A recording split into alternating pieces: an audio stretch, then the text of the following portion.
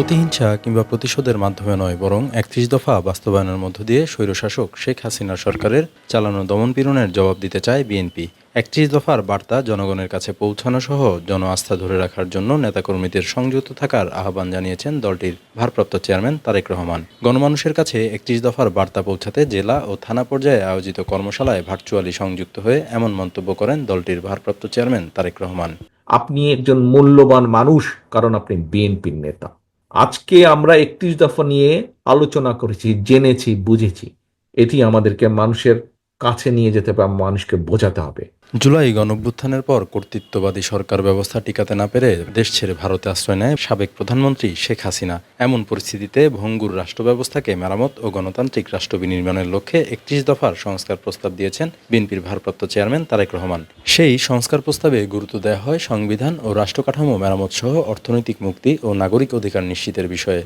বিএনপির ভারপ্রাপ্ত চেয়ারম্যান তারেক রহমান প্রণীত ৩১ দফা সংস্কার প্রস্তাব জনগণের কাছে পৌঁছে দিতে কাজ করছে বাংলাদেশ জাতীয়তাবাদী দল, বিএনপি ও এর অঙ্গ সহযোগী সংগঠনগুলো। রাষ্ট্র কাঠামোর মেরামত ব্যবস্থায় ৩১ দফার ভূমিকা শীর্ষক জনসম্পৃক্ত সমাবেশ করছে বিএনপি। প্রথমে কেন্দ্রীয় পর্যায়ে নেতাকর্মীদের সাথে কর্মশালা শেষে এখন বিভাগীয় পর্যায়ে জেলা ও থানায় থানায় সহ ইউনিয়ন পর্যায়ে তৃণমূল নেতাকর্মীদের সাথে চলছে কর্মশালা। কিন্তু কি আছে ৩১ দফায় জেনে নেওয়া যাক।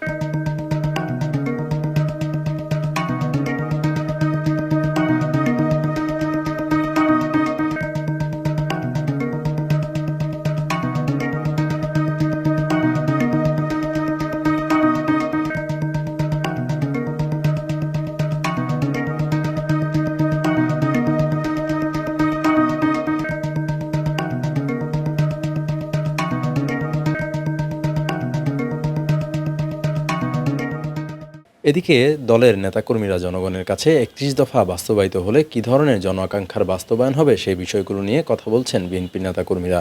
বিভিন্ন স্থানে ৩১ দফার লিফলেট ও হ্যান্ডবুক বিলি করছেন দলটির নেতাকর্মীরা। আমাদের জনাব তারেক রহমান যে বলছেন যে ৩১ দফা একটা সরকার দুইবারের বেশি থাকতে পারবে না।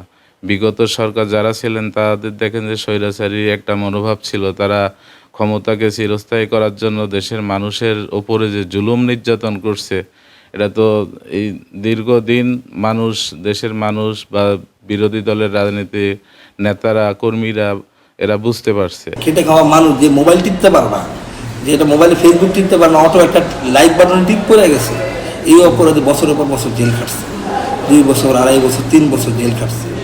এমন অনেক কালো আইন আছে যেটা হইলো আমি জনগণের ভোটের অধিকার ফেরত আসলে, মানুষ ভোট দিতে পারলে এই কালো আইনগুলো থাকবে না। বিএনপি যে ৩১ দফা, এটা যদি মনে করেন যে জনগণের কাছে পৌঁছানো যায়, তাদেরকে বোঝানো যায়, বাংলাদেশে বিনির্মাণ হবে রাষ্ট্র।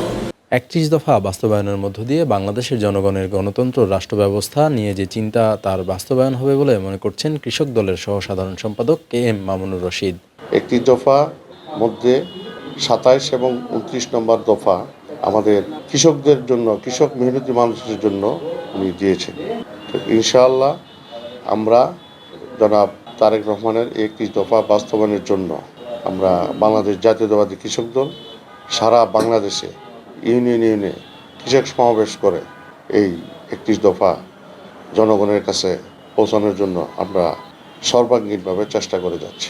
এদিকে দেশে চলমান অস্থিরতা রোধে তারেক রহমান ঘোষিত ৩১ দফা নিয়ে কাজ করার গুরুত্ব অপরিসীম বলে মনে করছেন বাংলাদেশ জাতীয়তাবাদী যুব দলের জ্যেষ্ঠ সহসভাপতি রেজাউল কবির পল। তার দাবি, তারেক রহমানের ৩১ দফা সাধুবাদ জানানোর পাশাপাশি লুফে নিচ্ছে ৩১ দফা সংস্কার প্রস্তাব। ৩১ দফাকে সামনে রেখে আমরা যুবদল, ছাত্রদল, স্বেচ্ছাসেবক দল ইতিমধ্যেই প্রায় গত 2 মাস যাবৎ বাংলাদেশের বিভিন্ন জেলায়, বিভিন্ন থানায়, বিভিন্ন বাজারে আমরা গিয়ে সাধারণ মানুষের কাছে এটা পৌঁছে দিয়েছি। জনগণ যখন এটি পড়েছে, তারাও এটা আসন্নিত হয়েছে। আসলে একটা পরিবর্তন দরকার বাংলাদেশে, সেই পরিবর্তনের কথা চিন্তা করে তারাও এটাকে লুফে নিয়েছে আমি বলে মনে করি। সংবিধান ও রাষ্ট্র ব্যবস্থার গণতান্ত্রিক সংস্কারের পাশাপাশি অর্থনৈতিক মুক্তিসহ সাম্য এবং মানবিক মর্যাদাপূর্ণ বাংলাদেশ বিনির্মাণের লক্ষ্যে রাষ্ট্র কাঠামো মেরামতের রূপরেখা হিসেবে ৩১ দফা প্রণয়ন করেছেন বিএনপির ভারপ্রাপ্ত চেয়ারম্যান জনাব তারেক রহমান। কর্তৃত্ববাদী সরকার ব্যবস্থার বিলোপ সাধন এবং গণতান্ত্রিক পুনঃপ্রতিষ্ঠার মাধ্যমে সামাজিক ন্যায় বিচারের প্রতিষ্ঠার স্বপ্ন ও প্রত্যয় নিয়ে এগিয়ে যাবে বাংলাদেশ, এমনটি প্রত্যাশা তার।